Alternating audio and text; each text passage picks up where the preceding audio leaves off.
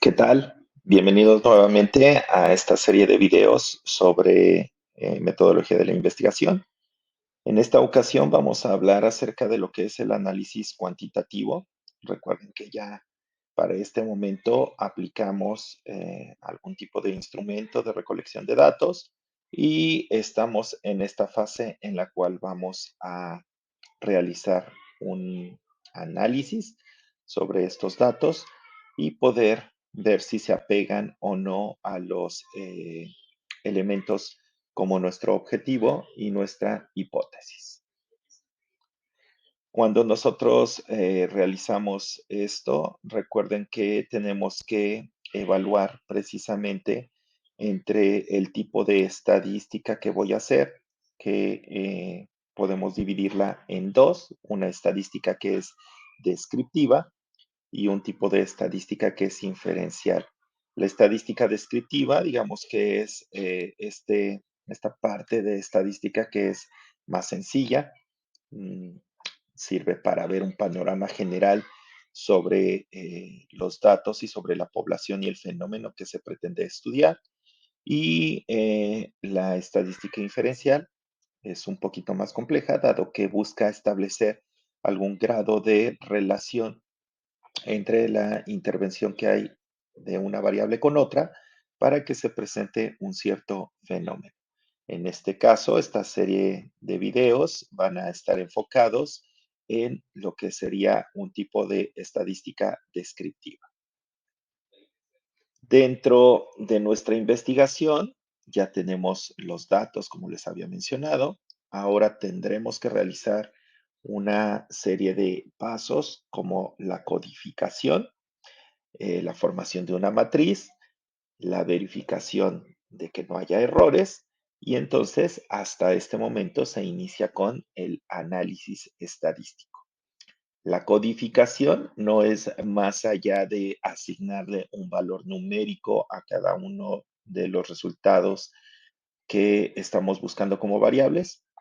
Por ejemplo, género nos va a arrojar el resultado de masculino y femenino. Entonces yo le asigno o codifico a todo lo que es el sexo femenino con el número 1 y a todo lo que es el sexo masculino con el número 2.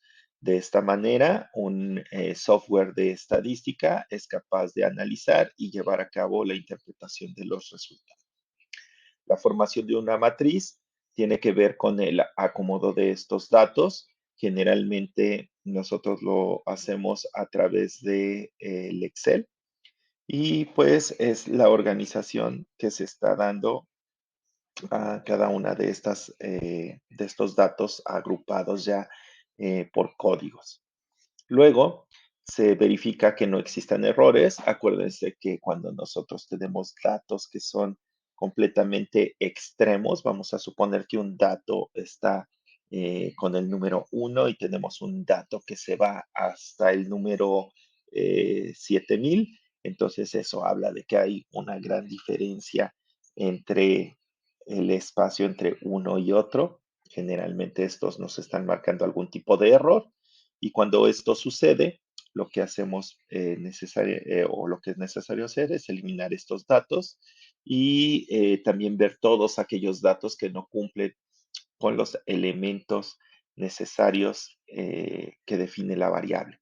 Entonces, todos estos datos se consideran como errores y tenemos que eliminarlos porque de lo contrario nos causarían eh, un análisis con bastantes diferencias que sería difícil o no se podría interpretar.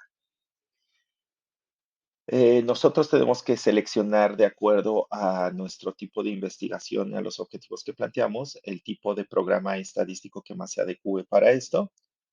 Y dentro de estos tenemos, por ejemplo, el SPSS, el EPIINFO, el Stata y algunos que son más específicos para algún tipo de análisis en particular. Entonces, estos softwares nos permiten a nosotros realizar un análisis de manera más rápida. A veces no es tan necesario recurrir a estos porque un tipo de estadística básica como la que estamos planteando en este video la podemos hacer a través del mismo Excel. Solamente hay que estar familiarizado con la manera de activar este tipo de funciones, pero el mismo Excel nos puede proporcionar este tipo de analítica. Posteriormente tenemos que ver, ya que elegimos el programa, ahora vamos a analizar descriptivamente cada una de las variables y vamos a visualizar los datos. Vamos a evaluar la confiabilidad en la validez del instrumento que elegimos y luego vamos a realizar lo que son pruebas de hipótesis que le dan eh, validez y que corroboran los datos que estamos especificando en este instrumento. Luego realizamos algún tipo de análisis adicional que se requiera de acuerdo a la función eh, o, o, digamos, al estudio que estamos realizando. Y luego se presentan los datos. La manera más fácil o, digamos, más recurrida para presentar estos datos, que tiene y nos facilita la lectura de los mismos, es a través de gráficas. Y dentro de estas, pues elegimos aquellas gráficas que nos dan una mejor comprensión sobre los resultados que estamos obteniendo. Ahora, el análisis de los datos depende de tres factores principales. El nivel de medición de las variables. Recuerden que en el video en el cual les hablaba de profesionalización de una variable, nosotros conceptualizábamos a la misma y veíamos qué prueba estadística se adecuaba más para su interpretación y su análisis. La manera también de cómo se formuló la hipótesis tiene que ver con qué tipo de análisis voy a escoger y obviamente también el interés que tiene el investigador. Cuando nosotros observamos los resultados, muchas veces estos resultados pueden tener una, digamos, presentarnos algún dato que no habíamos observado, pero nosotros no debemos de perder la vista de los objetivos ya planteados y de la hipótesis formulada y enfocarnos en esto para la continuación de nuestro estudio. A este tipo de estadística en la cual nosotros damos un panorama general en el cual vamos a señalar los elementos que están participando y cómo participan en el fenómeno que estoy estudiando, le llamamos estadística descriptiva. Esta estadística descriptiva nos va a permitir dar este panorama y dentro de esto lo primero que hacemos es ver cómo se distribuye una frecuencia. Los datos dijimos que los íbamos a codificar y entonces vamos a observar que va a haber una frecuencia de repetición de estos datos de acuerdo al fenómeno que estamos estudiando. Cuando nosotros vemos cómo se distribuyen, entonces nosotros tenemos que ver cómo vamos a ordenarlos en sus respectivas categorías y generalmente estas distribuciones las presentamos en forma de tablas. Cuando nosotros tenemos un ejemplo como el siguiente, que son categorías sobre lo que son las diferentes etnias, en este ejemplo que estamos mencionando a las etnias, la codificación que estamos dando es uno para todos aquellos que mencionan latino como respuesta, perdón, hispano. El número 2 para todos aquellos que mencionan como latino. El número 3 para todos los que son latinoamericanos y de la manera secuencial como se observa en la tabla.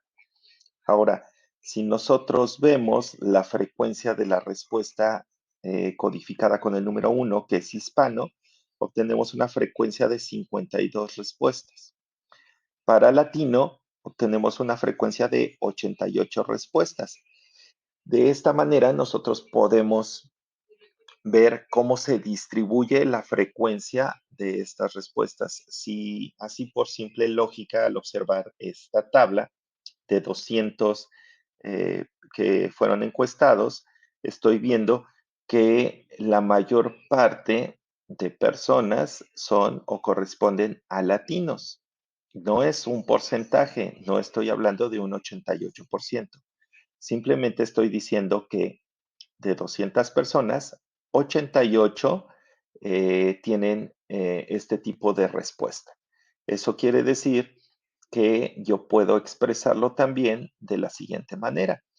Cuando yo veo qué otros elementos puedo tener en una distribución de frecuencias, lo puedo completar agregando un porcentaje, como les decía. Estos porcentajes se dividen en porcentajes que son válidos. Cuando hablo de un porcentaje válido, estoy excluyendo cualquier valor que resulte perdido. Y los porcentajes acumulados es aquel que va acumulando cada categoría desde la más baja a la más alta. Es decir, aquí no se están eliminando estos datos que están en los extremos. Si yo vuelvo o retomo esta tabla que estoy mostrando como ejemplo, dice, esta es variable de comprensión del personal, cooperación del personal con el proyecto de calidad de la empresa. Se codifica con el número 1 a todos aquellos de los cuales sí se obtuvo la cooperación, con el número 2 a aquellos de los cuales no se ha obtenido la cooperación y con el número 3 a todos aquellos que no han dado una respuesta. Entonces son 122 resultados.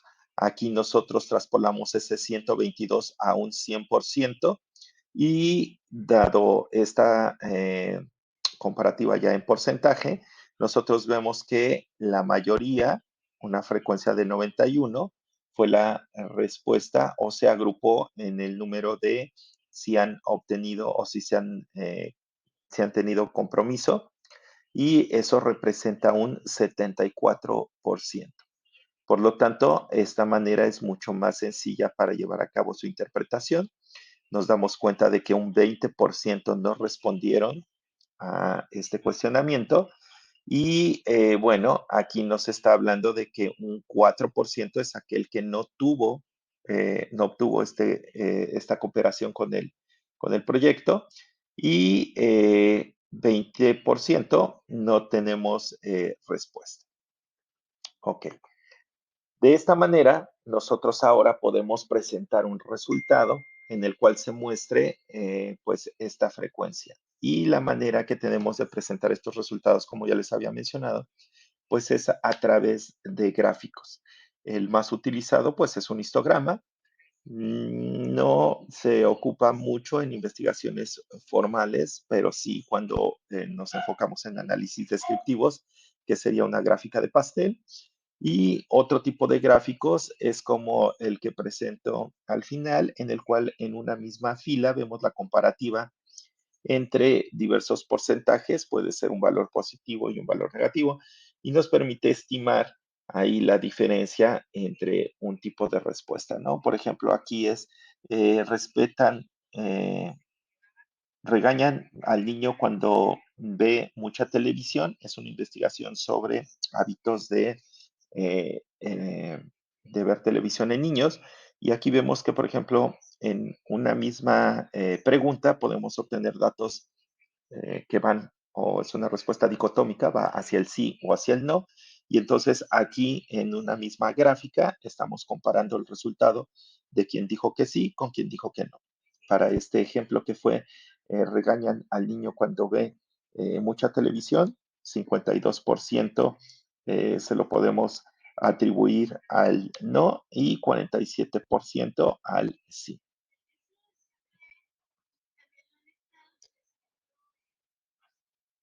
Fuera ya de esta descripción que es muy general sobre los datos, que es la distribución de las frecuencias, vamos a ver el siguiente tipo de análisis, que es aquel que es medidas de tendencia central. Son los valores que se ubican en la parte media o central, por eso reciben este nombre. Nos ayudan a ubicarlo dentro de una escala de medición, es decir, que nosotros agrupamos nuestros datos sobre una escala y vemos cómo se comportan en relación a las medidas que tienen que ver con el centro. Y las principales medidas de tendencia central, pues son la moda, la mediana y la media. Cuando nosotros queremos definir a la moda, nos vamos a referir a esta como la categoría o la puntuación que ocurre con mayor frecuencia en la presentación de todos mis resultados, ¿no? Si ustedes observan el ejemplo que estoy planteando sobre esta línea de datos, cada uno de los datos se repite una sola vez, a excepción del 35, que se presenta dos veces. Como se está presentando dos veces en esta serie, estamos diciendo que esto es la moda. Entonces, la moda es la puntuación que ocurre con mayor frecuencia. La moda se representa con una X y una casita encima. A continuación, tendríamos lo que es la mediana. La mediana se representa con una X con un tilde encima, como el de la letra ñ. La mediana es el valor que divide la distribución por la mitad. Esto es la mitad de los casos que caen por debajo de la mediana y obviamente la otra mitad se ubica por arriba de esta. La mediana refleja la posición intermedia que hay en una distribución de datos. Fíjense bien que aquí la mediana no es como propio que la calculemos ah, al tanteo o con apariencias. Hay una fórmula, es n más 1 entre 2. Recuerden que n corresponde al número de todos los datos que están en nuestra distribución. En este ejemplo tenemos 24, 31, 35, 35, 38, 43, 45, 50 y 248. Entonces son 9 datos. Despejando la fórmula, en n iría el número 9, más 1 son 10, entre 2 serían 5. Si nosotros contamos desde cualquiera de los extremos 5, entonces tenemos que la mediana estaría cayendo sobre el número 38. ¿De acuerdo? Entonces, fíjense bien cómo no necesariamente debe de haber una correspondencia entre la moda, la mediana y el próximo valor que les voy a dar, que es la media. Ahora, la media, nosotros la conocemos más como un promedio. La media es el promedio aritmético de una distribución. Es la suma de todos los valores dividida entre el número de casos y es aplicable a medidas que son de intervalo o de razón. La fórmula que tenemos aquí nos expresa que la media está representada por una X con una línea por encima y la fórmula nos dice que es la sumatoria de todos los números, de todos los valores, una sola vez y dividido entre el número de valores. Entonces aquí, para esta serie de números, sumamos 8 más 7, más 6, más 4, más 3, más 2, más 6, más 9, más 8, y lo dividimos entre el número de valores que es 9. Por lo tanto, la media para este ejemplo es de 5.88.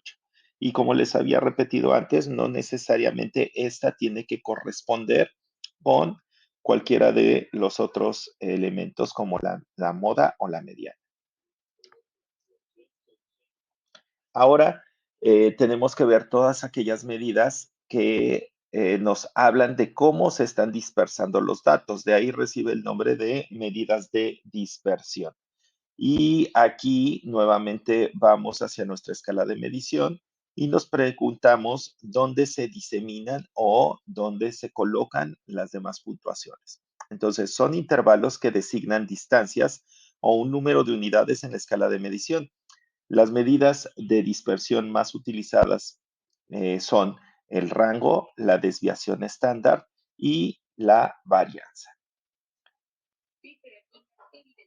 Para el cálculo de un rango, tenemos que tomar la diferencia entre la puntuación mayor y la puntuación menor.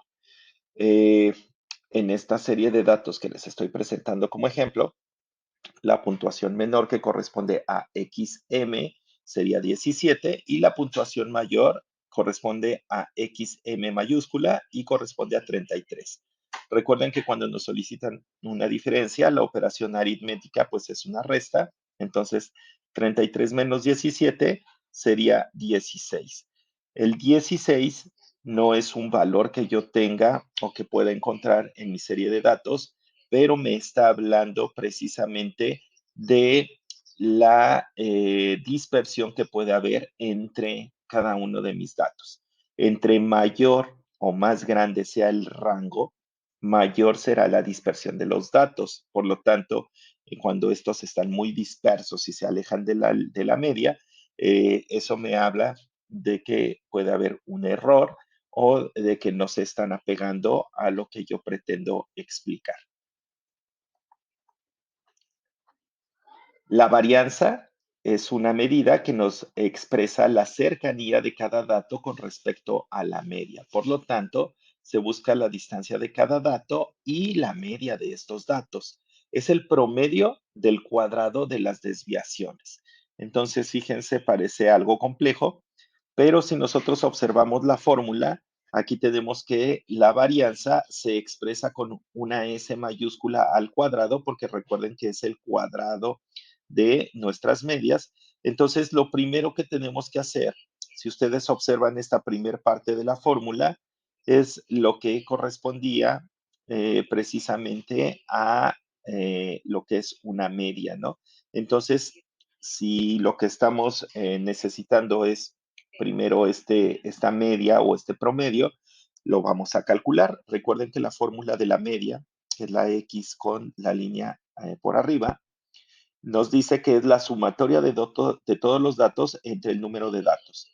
Para esta serie de datos que estoy presentando en este ejemplo, la sumatoria de cada uno sería 5 más 5 más 6 más 8 más 7 más 9 más 5 y así hasta el final, entre el número de datos que son 15. Por lo tanto, la media o el promedio aritmético de estos datos es 7. Ya tengo mi primer valor que puedo despejar de mi fórmula, que es precisamente la línea de arriba. Ahora, fíjense bien cómo lo que vamos a hacer es que a cada uno de los datos le vamos a hacer el cálculo restando la media. Entonces, tenemos que nuestra media es 7, 7 menos el primer dato que es, perdón, 5, que es nuestro primer dato, menos la media, que es 7, nos da un resultado de -2.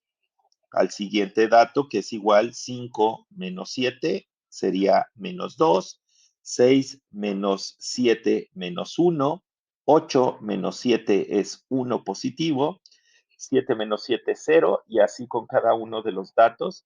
Y me está dando el resultado de esta línea que observo en color azul, donde dice desviación. ¿De acuerdo? Posteriormente, si yo elevo esta desviación al cuadrado, entonces ahora voy a tener que -2 por -2, porque acuérdense que lo estoy elevando al cuadrado, nos da como resultado 4. Entonces, esta desviación de la tercera fila de la tabla, que ven ustedes en color marrón, nos está dando el resultado de elevar al cuadrado cada una de las desviaciones que están en color azul. Entonces, -2 por -2 es 4. Y así, 1 por 1 es 1, 0 por 0 es 0, y así estamos obteniendo todos los resultados. Ahora, por último, recuerden que debo de hacer, para obtener la desviación, perdón, la varianza, debo de tener, ya tengo los cuadrados de la desviación, ahora debo de hacer la sumatoria de estos, que es 4 más 4 más 1 más 0, y luego debo de dividirlos entre el número de datos menos 1. Entonces recuerdan que el número de datos que teníamos era 15, ahora le restamos 1 y es 14.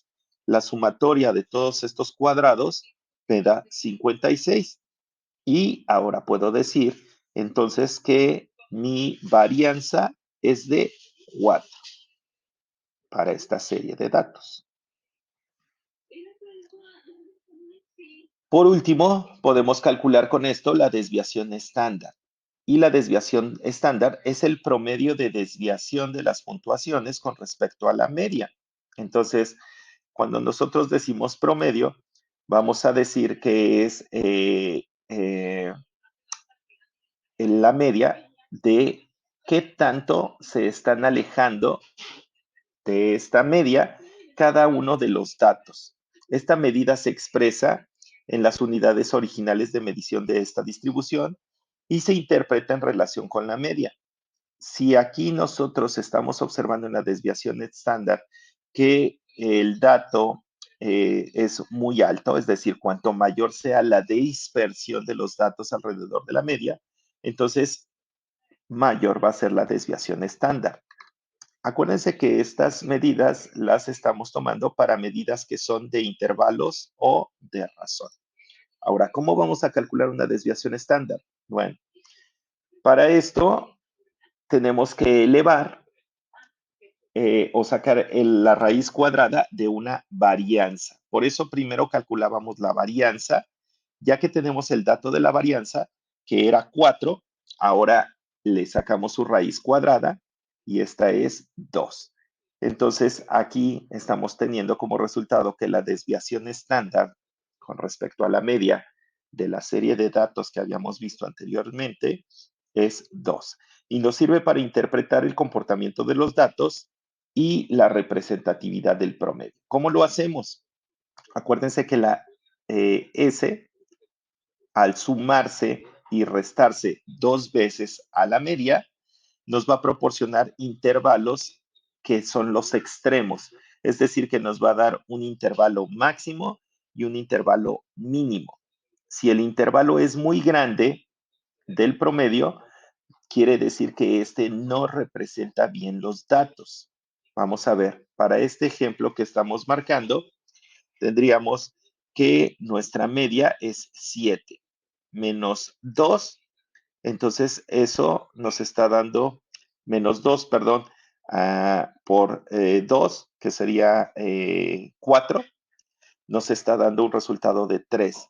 Y luego 7 más 4 nos estaría dando un 11. Por lo tanto, tenemos aquí un intervalo mínimo de 3 y un intervalo máximo de 11. Quiere decir que aquí los datos tienen un rango de entre 3 y 11.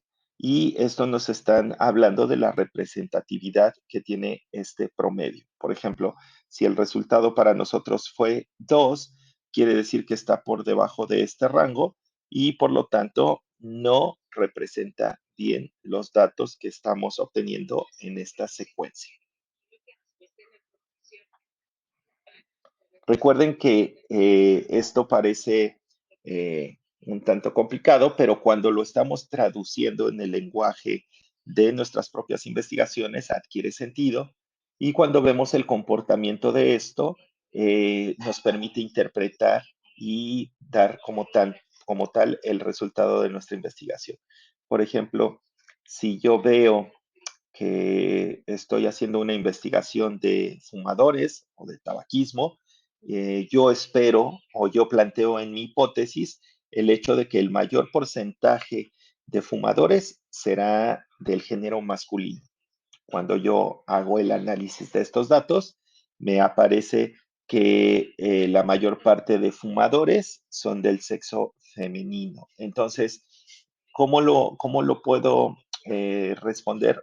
Bueno, pues esto le da validez a mi hipótesis y en este caso estaría rechazando esta hipótesis y lo estaría haciendo a través de estas medidas de tendencia central o bien a través de las medidas de dispersión. Las medidas de dispersión me estarán explicando qué tan verdadero es lo que yo estoy diciendo o aseverando y las medidas de tendencia central medirán la proporción de cómo se está comportando esta serie de datos, ¿no? En el caso del tabaquismo, yo a través del promedio puedo ver que de todos los resultados que obtuve, el mayor porcentaje de promedio en relación al género fue el del sexo femenino y por esto estoy rechazando la hipótesis de que el mayor porcentaje sería masculino.